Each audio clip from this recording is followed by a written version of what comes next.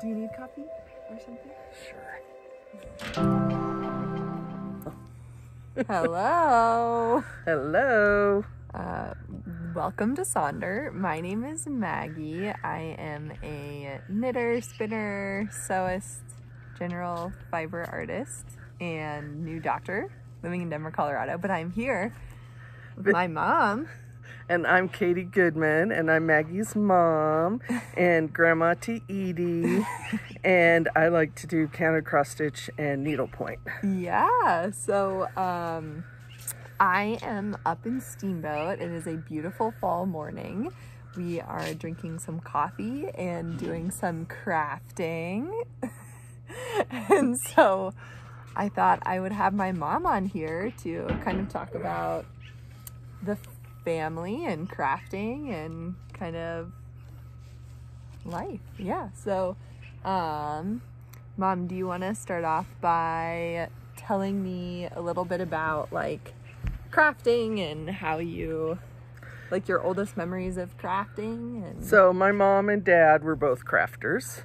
So my dad had become a paraplegic and his legs were always cold. So he decided to learn how to crochet because then he could make blankets and keep his legs warm.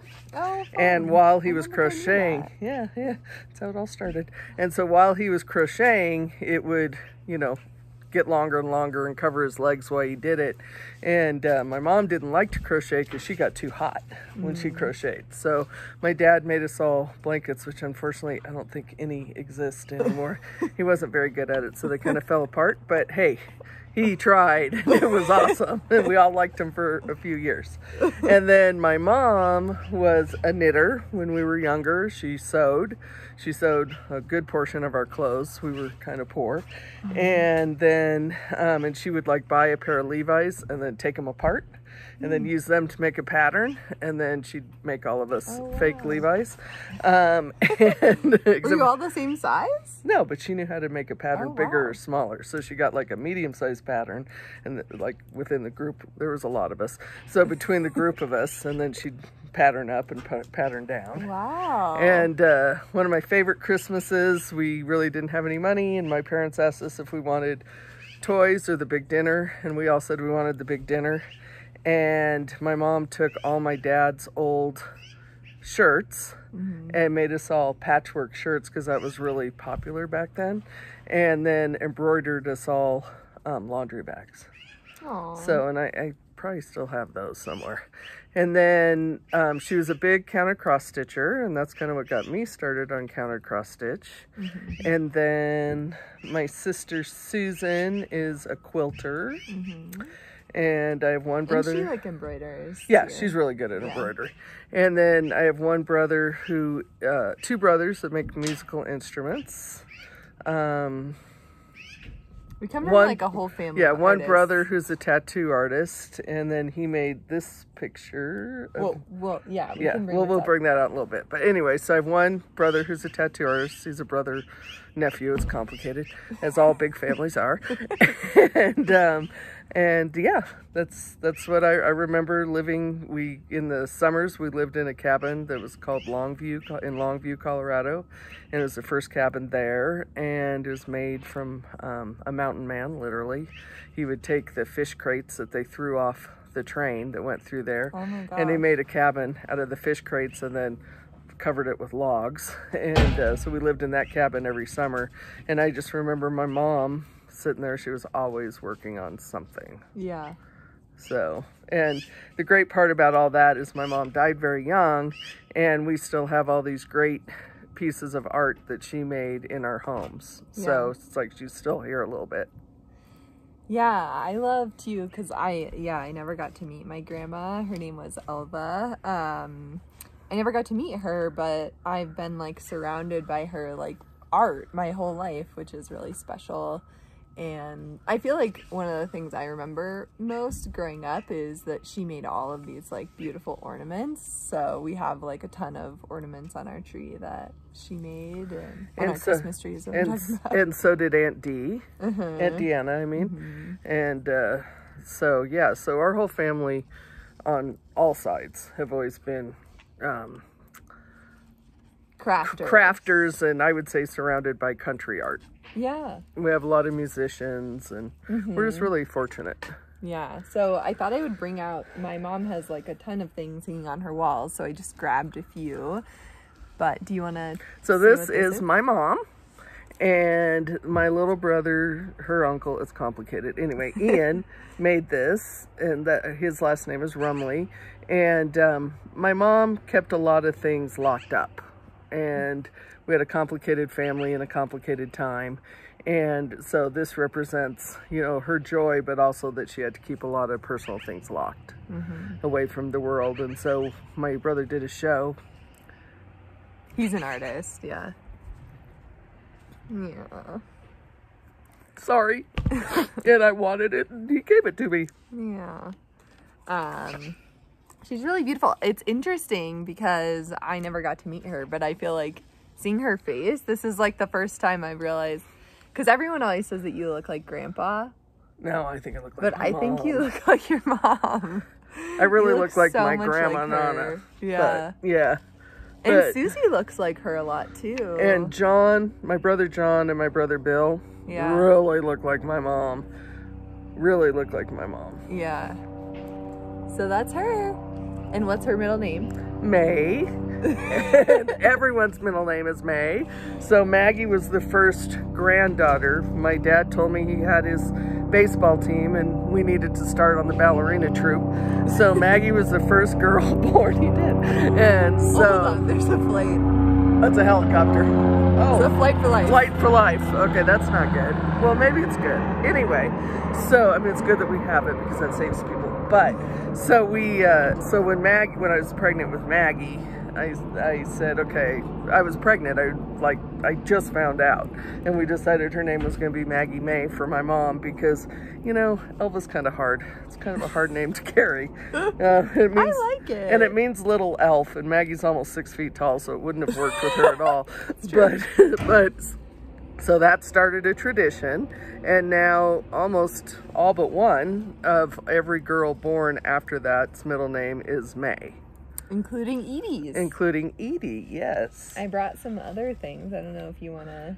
So this one my dad made. Wow, I don't think I knew that. Yes, and that's Lahaim, which means to life in Hebrew. And it's especially important to our family now because my second husband is Jewish and I'm converting, so it means even more to us. But... yeah. My best friend is Jewish. Growing up in, like, we grew up in a small town in, like, northwestern Colorado, just a little ski town where there are, like, not many Jewish people. No.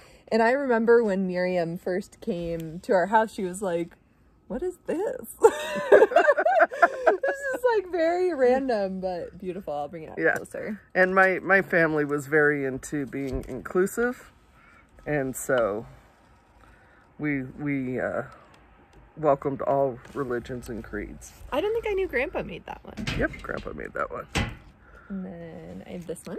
So this one, my mom let me look through a book one time and said, what do you want me to make? And I just love this saying. And I believe that no act of love, however small, is ever wasted. So that's why my mom made that for me. And very close to her death. Because that was made in 1984. So that was within 5 years of her death. And we have, maybe I'll be able to, before I edit this, put in a picture of the, do you want to, maybe I'll put in a picture and you can tell about the one in Edie's room. So Maggie was at the house right after Edie was born and she was looking around and she asked me if she could have one of, actually no, she was at home, but she called me and said, could I have one of the pictures that Grandma made for Edie's room? So I went around the house and kind of showed her a couple, and she picked my favorite, which is the bitch. Yeah, because I love lambs, and I have all my life. Now, I love lambs. Yes, I don't know why, but I have. And so she picked one that is a sampler, that is, which a sampler means it has the alphabet and the numbers on it. And then it's a group of lambs in a field. So it is now hanging in Edie's. Which it's fun too because it's like Elva May, Edie May. It's kind of... And her room is kind of almost a shrine to people that are loved and lost. Yeah. So it's neat. That's true. And this was another one that I just liked, so she made it for me. It's a swan with some watermelons around it. I have no idea what the meaning of that is, but we liked it. That's all that matters. Who doesn't want a swan surrounded by watermelons? And my dad wrote a book called The Gossamer and the Gazoon, which was about swans and being vain, actually.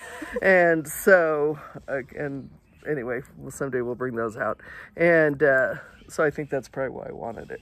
So it reminded me of The Gossamer and the Gazoon.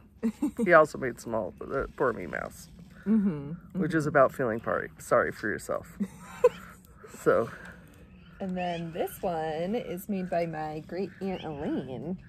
And Falcha Cardé means in Gaelic means welcome friends. Well, yes. Yes. Yep. So, we're Irish, if you didn't know. And so our aunt, who's German, said she saw this and knew she had to make it for me. And it's one of my most prized possessions. And I'll read, there's like a little thing on the back of this that I'll read. It says, the pattern for this needlework piece is derived from Celtic designs incorporated into a sampler of a variety of stitches, threads, and beads. The word Falcha Cardé. Oh, it looks like we pronounced that wrong. I probably did. Falchu Cargi? I'm not sure. I don't speak Gaelic, nor does my mom. Means welcome friends in the Irish Gaelic language. The bead in the lower left corner is an authentic Celtic design on pewter. The work was completed by Elaine Emery in 2004 as a gift of love to my family. Yeah, and we just love it. Yeah, it's really beautiful. And there's like beads incorporated in it as well, which is really cool. I don't know if you can see that.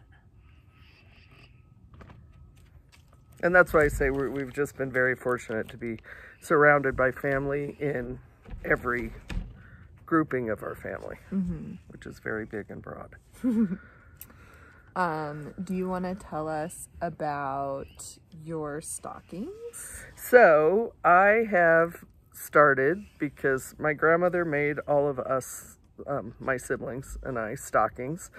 And so I thought it was a cool tradition. So I started with my children. Well, actually started with Maggie, because Rory had already had a grandma who made her one. But so him, yes, sorry. Sorry, Rory. So I started making Maggie's, which was of Santa Mouse, because that's one of our favorite Christmas stories, is about Santa Mouse. Or it was mine anyway. And then, hopefully it's hers now. Yeah. And then, so now I'm starting late on the grandkids, because I'm starting with Edie, although I have bought the ones for Henry, Eva, and Jude. And this is the one I'm making Edie, which Maggie and Sean picked. And maybe easier to see, actually, from... Okay. It's a little hard. It's hard to see because I'm just working on it, but it has like skiers and mountains and a gondola house, which this gondola is very much like the little teeny gondola to our smaller ski mountain here in Steamboat. So I think it reminds Sean and Maggie of home. It does, yeah. So it says Edie on top. So you got that kit from Etsy, right? Etsy, yep, yep. And I'm sorry, I don't know who the artist is. We can look it up. Yeah, I can link it down below. And her directions were a little hard, but she's very responsive. Yeah. And this one, so most of the other ones that my mom has made are counter cross stitch. Yes. Which take forever. Which this also takes forever. But I'm getting older, and it's harder for me to see. And needlepoint is a lot easier to see, and it's half the work. So I said, if I'm going to get all these done, I'm also having to make one for, well, not having to, but making one for my husband, because he's obviously being raised Jewish, never had one. So his is getting made at the same time. So I'm hoping to have he and Edie's done. Well, Edie's will be done, but I'm hoping to have both of them done this Christmas, and then next Christmas, the other 3 grandkids. And the other stockings you've made are out of like embroidery thread, but these ones, this one is out of like yarn, like wool yarn. So I was talking to my mom, I feel like when she washes it or like I don't know, the equivalent of blocking, I think it will look really, like, I think all the wool will kind of like puff up and fill in. I mean, there aren't really any gaps, but. No. And I really like working with the wool now that I've done it. I was kind of afraid of it to begin. I don't know why, but I was. But now that I'm working with the wool, I actually like it better. And because I do feel like it puffs up a little bit more. Yeah, and Auntie Lane, who made that piece for us, she told me that, you got to try wool, Katie. You're going to like it better. I know you're not used to wool because counter cross stitch, you don't do wool. But she was right. I like it a lot better. Yeah. And it just looks nicer from the very beginning. It looks beautiful. I mean, it's going to be so cool. I'm really excited. And it's just fun. It's just fun. I love doing this. Yeah. And I can't wait for Edie to be, old enough to know that this is her stocking, And then I just think that would be really special that she knows that Grandma made it for her. And then, oh, and one other thing. I wanted a pattern, and I told the kids this. Well, they're not kids, but they're my kids. We'll always be kids to her. I said I want a pattern that she won't grow out of. Yeah. Like, I didn't want it so little kitty that, she'd be an adult going, yeah, here's my stupid stocking my grandma made. No. Sorry, we're outside, so the dogs. Do you want to tell us a little bit about your garden? We're sitting outside and we're surrounded by the fall detritus of my mom's garden. Yes, we'd show it to you, but it's not very beautiful right now. So my husband and I, Russell, we really love gardening, and it started even before that. Well, yeah, it started. True. Okay. So it started actually when I was a little kid. My dad wanted me to be into gardening, so he signed me up without asking for Botanical Gardens, which is a place in Denver, to be in their children gardening program. And so once a week, or 3 times a week, we had to go to Botanic Gardens, and I had a 10 by 10 foot plot, and then you had to grow a garden, and you had to like plant it and get the plan approved, and then you had to plant it, and then you had to weed it, and everything you do to a garden. Go 3 times a week and water. They would water on the off days if needed. And wow. I just fell in love with gardening. And then if you did well, you got a gold star. Did you get a gold star? I got lots of gold stars. You could get 1 gold star a month, and I pretty much got one every month. An overachiever. And then I wrote, I don't know where that came from. Then I wrote, or where you got it. Then I wrote a poem about my garden, and they published it in their newsletter, and I don't know. It was really cute. And it was Did you grow like flowers, or did you No, it was all vegetables. Okay. And then what Botanic Gardens did is then around they had, so I was a junior gardener. Then they had senior gardeners, and senior gardeners, which I did when you had to be 13, which I did do it all the way through my 13th year. If you were a junior gardener, then you went almost every day to Botanic Gardens because you were the one that kind of took care of the gardens on the days the kids didn't go. Oh, got it. And then you grew all the melons. We grew all the melons. And then everybody got to take home a watermelon and a pumpkin. Oh. And we grew. I have never been able to grow watermelons.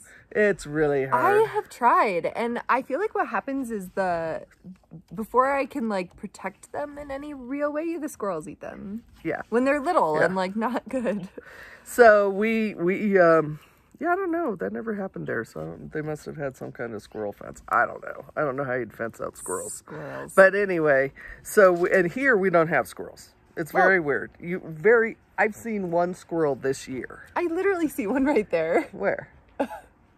Okay, well, you don't see him. I don't see it, but I also don't have the eyes I used to have. But we don't have very many squirrels. But I wouldn't try to grow any type of melon up here unless you had a 24 or 12-month greenhouse. Yeah, it's not warm. We have a very short growing season here, but in Denver it worked well.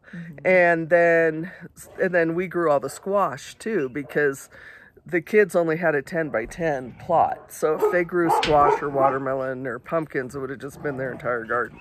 And so then they got to get they could take pretty much as much squash as they possibly wanted. And then they could take... As gardeners know, I feel like you start just giving people zucchini. And, you know, before long you have, you know, zucchini that's been hit by a nuclear weapon, you know, and it's like 4 feet long and you're stuffing it with burger. But, you know, and the day before you looked and it wasn't there. So we all know about that lone zucchini. Yeah. So that's how I started with gardening. And then when I was 13, we moved into a new house, and again, my dad had a lot of health issues, and so we didn't want a big yard. So my dad decided we were going to tear up half the yard, which really angered my mom, but we did it anyway. And we made a big garden there. And so then I've been gardening ever since. And then when we did a very big remodel at our house here in Steamboat, a landscape remodel, and we built 4 beds that are 4 feet by 30 feet. And then we also have a bunch of raised beds. So we have quite the garden. Mm-hmm. And we're very into home preserving and canning. Mm-hmm. And so we try to grow as much of our own food as possible, and then can it for the year and put it up for the winter, and then eat off of it all year. And then that way we don't have to buy processed food. Yeah, it's delicious. And it's also... the way that you guys can, I feel like thinking about like canned tomatoes, it like actually still tastes like the summer tomato, which I feel like is pretty special. I was very fortunate to have a mother-in-law that was good at canning, and she really taught me. My mom did it too, but we weren't allowed in the kitchen with my mom, and because my mom burned me when I was young, and so she freaked out and wouldn't let us in the kitchen ever again. So, but luckily I had Barb in my life for a very long time. I was very fortunate for that. And Barbara May. Yeah, who's also Maggie. It was very convenient. Both grandmas had the same middle name and they spelled it the same. And so it was very convenient. But it's spelled M-A-E. Yeah, M-A-E. Which is why she's bringing that up. And so then, so she started teaching me how to can, and then she would tell everyone she knew that she had made a monster. Because now, like, we would do tomatoes, and then I said, well, let's learn how to make tomato paste, or tomato sauce, and then let's learn how to make ketchup, and then, okay, with the ketchup, let's learn how to make barbecue sauce, and then, and she's right, she did turn into, well, I'm not a monster, I am just very good at canning. She's very good at canning. And now I teach probably one person a year how to can, because I think we better all learn. You know, it's an important survival skill, and it's just, and besides, you know, when you can your own food, one, you're not eating anything that's in a metal can, which I'm sorry is not good for you, and 2, you can control the sodium in it, you can control the sugar in it. Well, and there's so much less waste, because like when you're canning, you reuse pretty much everything except for there's like one little piece on the top of the can that you need to replace every year. But other than that, my mom's always like, bring me my jars. Yeah, you only get canning if you bring me my jars back. And and then when we're canning, so you know, you put a tomato through a mill, and then you have just very little left. Yeah, well, but like then we take what's left and we compost it. So we really, and then that goes back into the soil, which then generates the next group. So we really don't waste anything. Yeah. And it's a, you know,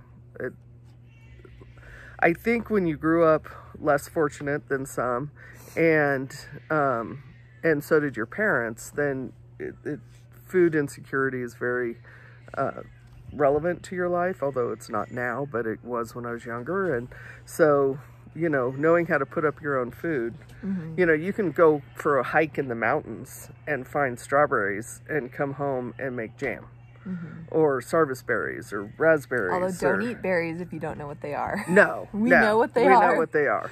Yeah. And there's, you know, if you know what you're doing, you can go and you can forage mushrooms, and then you can can the mushrooms. Again, you have to know how to do that. It's very dangerous if you don't do it correctly.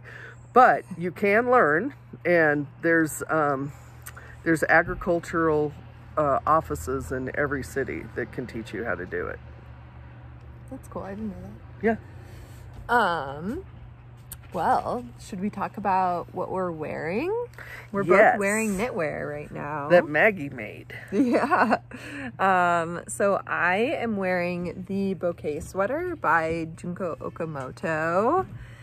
And I knit this last year out of Brooklyn Tweed Shelter in the newspaper and hayloft colorways. And I really love it. My mom got me this yarn as a present. I love buying her yarn.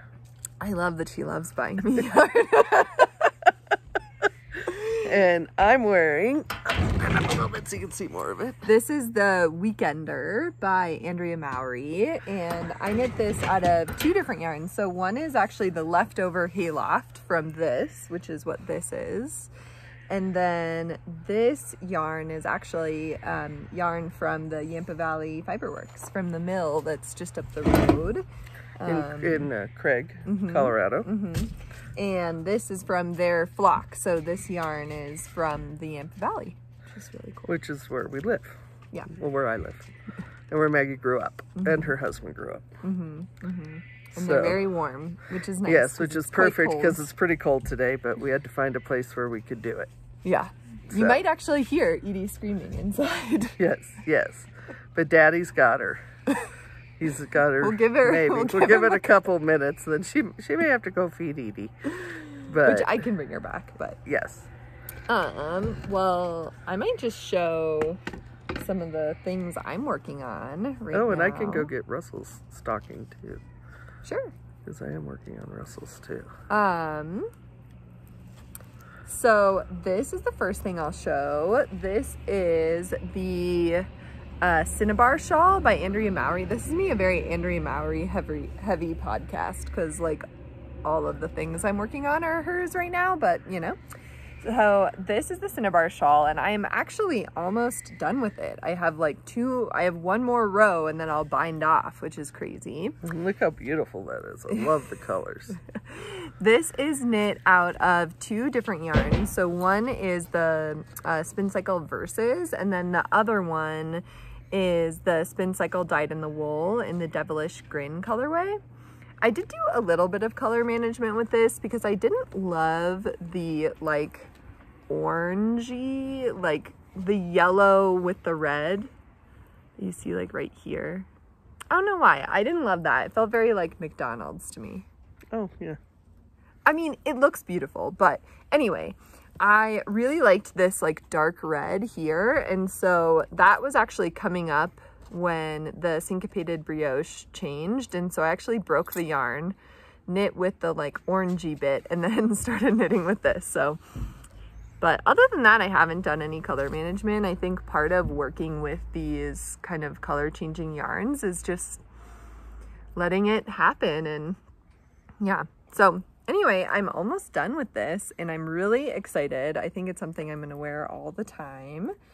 And on here, I do have some beautiful stitch markers that are made by Nicole from Time Weaver. So beautiful.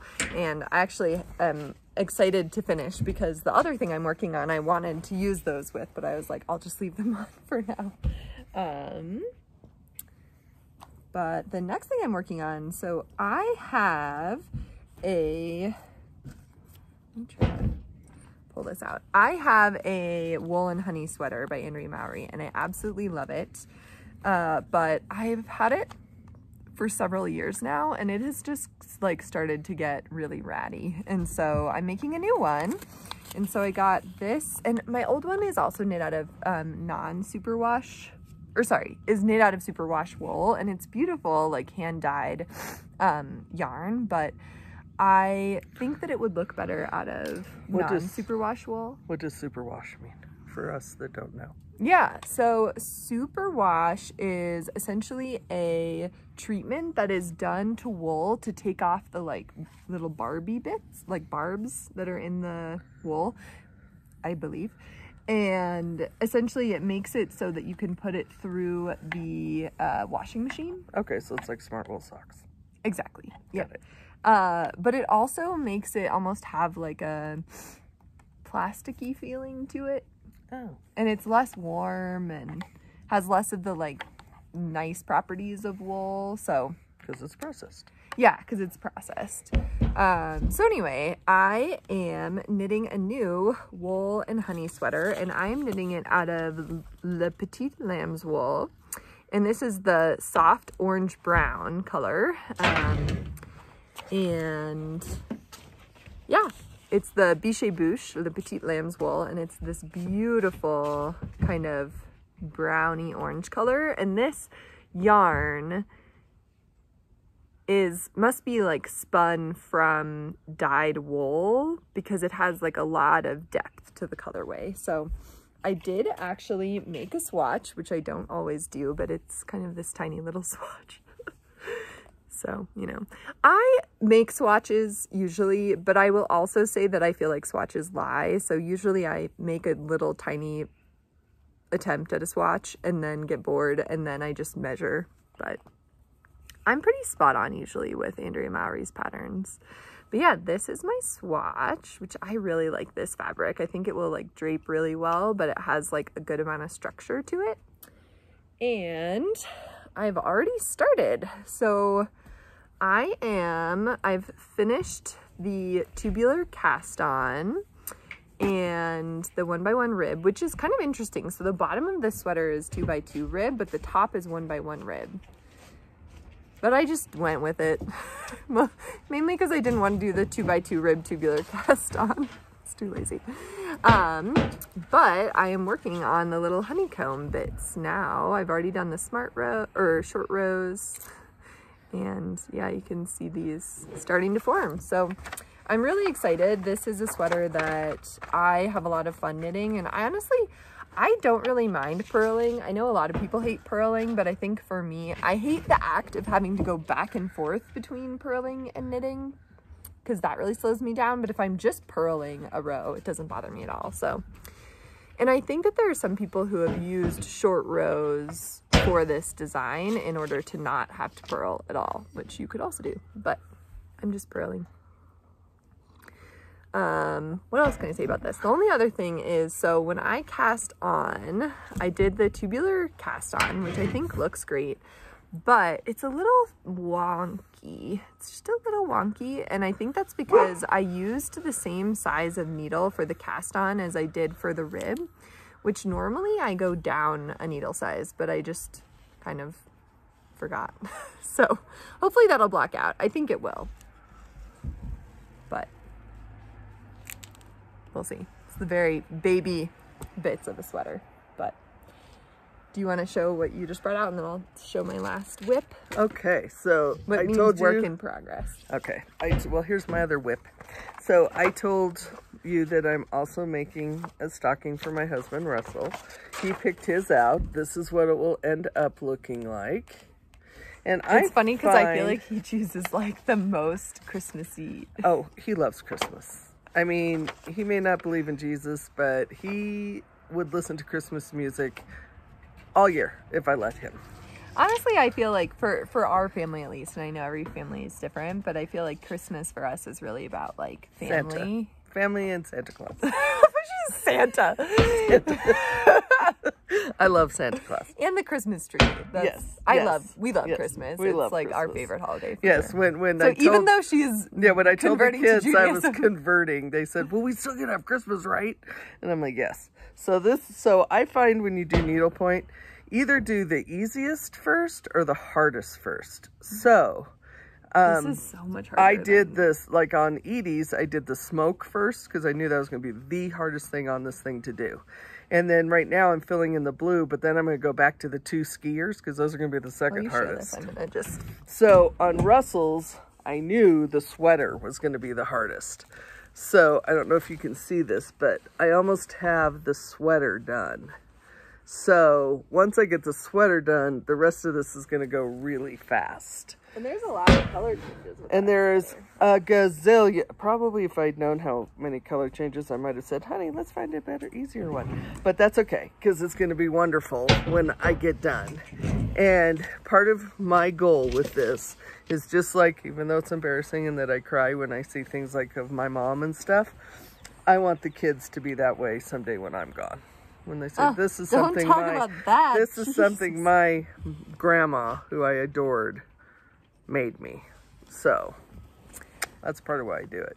Not for them to cry when they miss me, but because I want them to always remember me. Well, of course we'll remember you. Jesus. This is the last thing I've been working on. So beautiful. Oh, actually, let me just talk about a finished object that I have. Sorry, this is just a very all over the place type of podcast. But, last weekend, my best friend from childhood, Miriam, who we were talking about earlier, visited. Who's a doll. Yes, she's amazing. She visited to meet Edie for the first time. She is working on her PhD and is kind of in the part of her PhD where she's traveling a lot and doing a lot of research, because she does, she studies history, and she studies kind of like neocolonialism in like Central and South America, which means that she has to go to a lot of archives, which just sounds like very cool that she's, you know, I don't know. Every time she talks about it, I feel like she's Miriam is very in the name of the wind or something, like going to the archive to like read primary stuff. But anyway, so she was visiting last week, and she just got a new computer, and she was talking to me, and she was like, Maggie, do you have anywhere that we could go and I could get like a cool fabric cover for my new computer? Because I like got this new computer and I want to keep it safe. And classically, I was like, I'll just make you one. Like, I'll just quilt you one. And so we went to Fancy Tiger Crafts, and she picked out 3 pieces of fabric, and we quilted her this beautiful case, which I'll be hopefully showing you some videos now of what it looks like. But I obviously don't have it to show anymore because she was just here for the weekend and she took it with her. But I learned a couple new techniques with that. The main thing that I learned was how to install a magnetic like clasp, which was pretty cool. But yeah, honestly, it was so fun, and I feel so thankful. And she's like the most like knit-worthy, sew-worthy person in the world. Like, she just uses everything you make her all the time and loves it so much. She's so excited about it. And she's so excited, which I feel like with all makers, like what you want to do is like give it to them and have them be like, oh my God, this is the coolest thing I've ever seen, you know, which is totally what she does.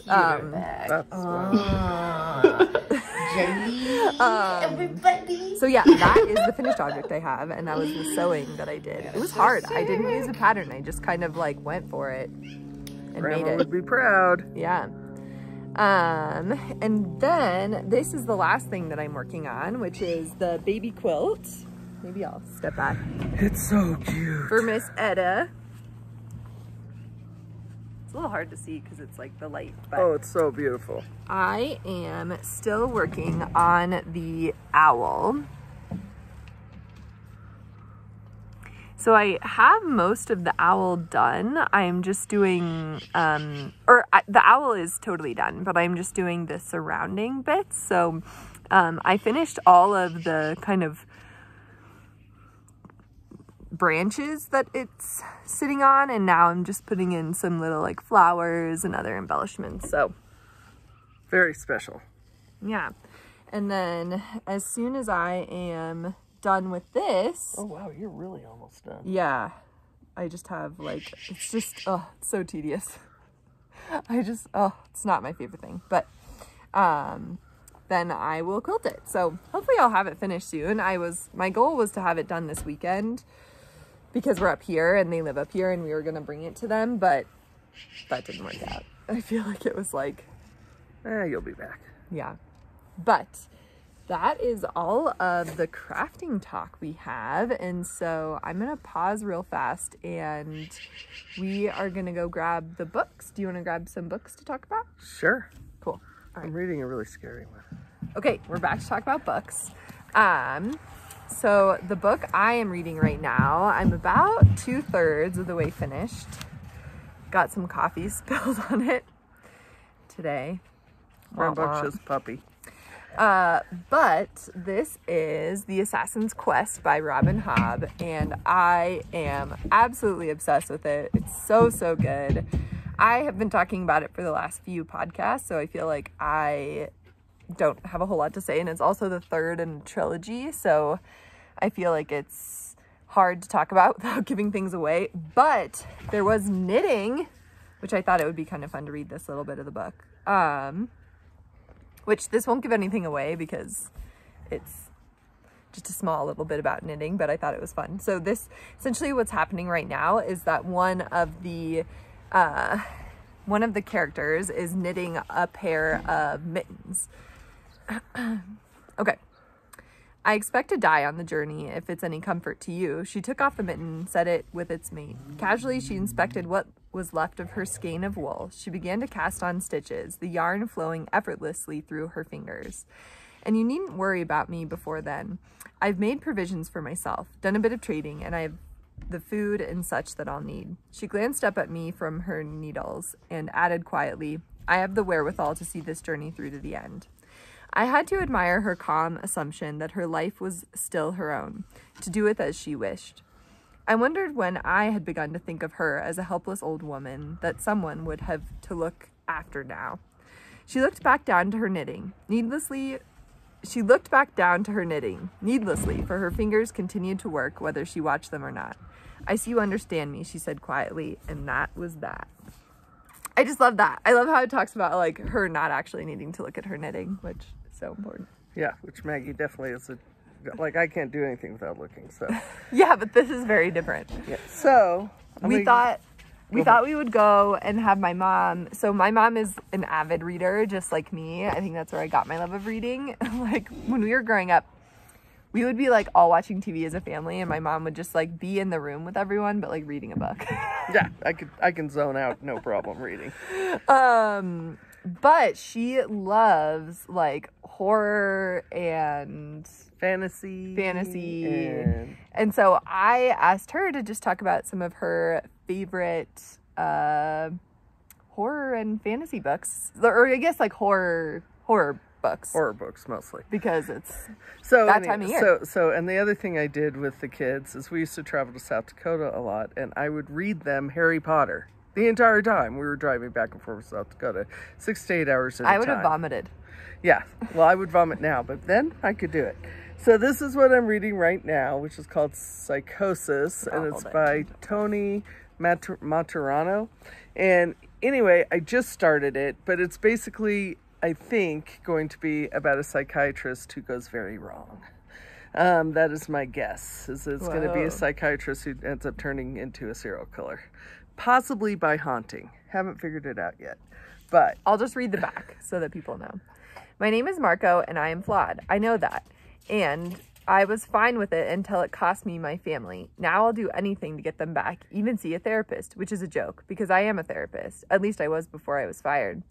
Now, with nowhere else to go, I've had to move out of the city and into the house I inherited here in the idyllic fishing village of Porth Cove, but only for as long as it takes to sell it. Because something isn't right about this place. You see, I need the money, so I've started seeing some of the locals, as patients. But I tell you, there's something really disturbing about charming neighbors sharing chilling secrets. And it isn't just that. It's the other things, strange, inexplicable things. It started with odd smells, creepy sounds, and then intruders. Oh God, the intruders. Now a child has gone missing. The police are asking questions, and I'm starting to wonder if they're right. Maybe I can't be trusted. So, anyway, it's a trilogy also. And Maggie and I always try to find a book. Sometimes we pick the same one and read it together and like talk about how scared we are. And then sometimes we pick just our own scary books for this time of year. But we always read a scary book this time of year. And this year, I'm going to probably, right after I finish this book, because I only have a couple hundred pages left, I'm going to read Salem's Lot. Which do you want to tell about? By Stephen King. So Salem's Lot is no spoilers. First just like the general scary book I ever read, and in a nutshell, it's about vampires. So first, do not watch the movie Salem's Lot. Stupidest movie ever. Anyway, like the vampire is green and purple. I mean, who in the hell is going to invite a green and purple thing with gross teeth and long nails into their room? Come on, let's be real. So don't watch the movie and think it's anything to do with Stephen King. But if you read the book, you will be afraid of vampires, okay? And you'll think they're possible. So I love Stephen King. I have almost everything he's ever written in hardbound. The only thing I don't like of his is the Tower series. I think they're really stupid. But and everything Carrie. Carrie, stupid. I read the whole book thinking it was going to get good. That's the one exception where I'd say watch the movie. It's way better. The book is really stupid. But everything else he's ever written, I've really enjoyed, except for Carrie and the Tower series.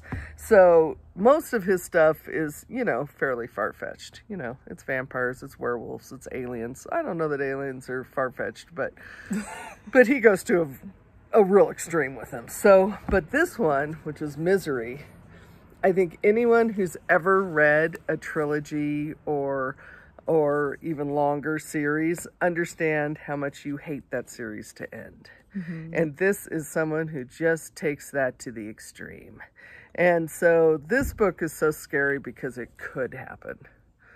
So it's really scary. And then another one that he wrote that's... And this one, so the taking it to an extreme, you should explain what happens. Well, I don't want to give it away. But anyway, someone who really loves his characters kidnaps a author and to make him write another book. And let's just say what she does. It's crazy. It's crazy. Also, can we just look at Stephen King on the back of this? Yeah, What is he doing? Yeah, but it could happen. Like, Misery could happen. And another one, if you want to read it, where it really could happen, it's not far-fetched, is Gerald's Game. And it's about sex games gone wrong in a very quiet village. Okay? So, and no it's... sex shaming here. Yeah, no, it's not. It's anyway, it could happen also. And so it's very scary. The rest of his, I don't know that there's a giant spider living in the sewers, you know, which is what it is, but, you know, it's scary too. I mean, and the fun thing about Stephen King, I think, is on most of his books, you can read it and get really scared, but you're not going to have nightmares because you don't think it's real. Okay, but you can read it and get the creeps and be like, oh, no, you know, I read Christine. I swear to God, I never wanted to cross the street at night again with a car coming. So it's just... It's interesting because I read Pet Sematary like last year or so the year before. Bothersome. But I don't think I could read it now. No, because not if there's you have like a children. child that dies and like Yeah. horrible stuff, and Yeah. it's like I couldn't. I don't think I could tolerate it. Like, So then the last book I read before this was called The Fireman by this- Joe Hill. No, I'm done. Oh, okay. I'm done reading it. I don't know why it looks like that. So this one I started right before the pandemic. Isn't Joe Hill Stephen King's son? Maybe. I don't think know. he is. I don't know. I That would think be Joe Hill is interesting. Stephen King. That would be interesting that I like him so much. Anyway. Yeah, Joe Hill is okay. Stephen King's Well, son. that just totally makes sense now. So this is about a disease that they call the scale that people get that they kind of burn up. Not kind of, they do burn up. So it's kind of like a dragon scale gone wrong. And then some people can control the scale, but everyone's afraid of the scale, and it's, you know, they're quarantining and they're killing people. I mean, we didn't kill people, but anyway, it's a really good book, and it's a long book, and because the print is small. No, it's not. I'm lying. But it is a long book, and it took me a long time to read. It's like 800 pages. But I think part of the reason it took me a long time to read was it was a little too close to home. Like some of the things that were happening, even though this is in an extreme, because part of the thing that happens with this too is people get powers. Like they kind of like some are elves, some are fairies, some are, you know, and the scale is what gives them that power. Oh, So it's really interesting, but other than turning into a fairy, it was a little too close to home for what was going on. You're not a fairy? Well, I am, but, you know. But it took me a while to read it just because I'd have to put it down every once in a while when I'd see something crazy on the news. So this is one that's really funny because I had no idea that my son-in-law had read this. And it's called Recursion, and it's about how... And he wrote Dark Matter, too, Blake Crouch. And it's about how dangerous time travel could be. Because, you know, you change one thing and it's the ripple effect. And then it's one person trying to go back to stop what they invented, which was time travel. And just every time they go back, it does something else, you know, and every time they change something, it changes something else. And so it's a really interesting thought-provoking book, you know, because we've all said, oh, I wish I could just go back and change that one thing. Maybe not. Yeah. You know, what else would change because you changed that one thing? So anyway, it's really good, and I would strongly suggest it. And it's a fast read. I think I read it. I went down when Edie was born, and I think I read it in like 4 days. As a matter of fact, I read it to Edie. I'm a strong believer in reading to children, and I don't think it matters what you read. Yeah. Rory's dad used to read her Maggie's dad used to read her Sports Illustrated. Yeah. And so as long as you read it and flow with your voice, they don't care what you're reading. And I think it instills a young love of reading. And that is what I did with my kids too. I could be reading a romance novel. It didn't matter. I read it to them and they would just sit there the whole time, not having any idea what I was saying, loving it. So... steamy. Yes. So anyway, I do love, and of course I love Harry Potter, and that's like a addiction of us. We'll have to do a podcast some Christmas when I can show you my Harry Potter village. So, yes. And when Maggie's all done with residency, I'm going to take her to London to go to Harry Potter. And we'll visit Kat. I was just talking today with Kat from the Heather and Hops podcast about how we'll have to go do a studio tour if I ever go to the UK. So. Yes, well, we will be going when she's done with her residency because I'm going to take her to Harry Potter. Yeah. Where they filmed it. Well, we have to go take over Edie care because Sean has been diligently watching her, but thanks for joining me, Mom. Thanks for having me. This is so fun. I love her. All right. And I'm proud of her. Oh. And now the dogs are going crazy. All right.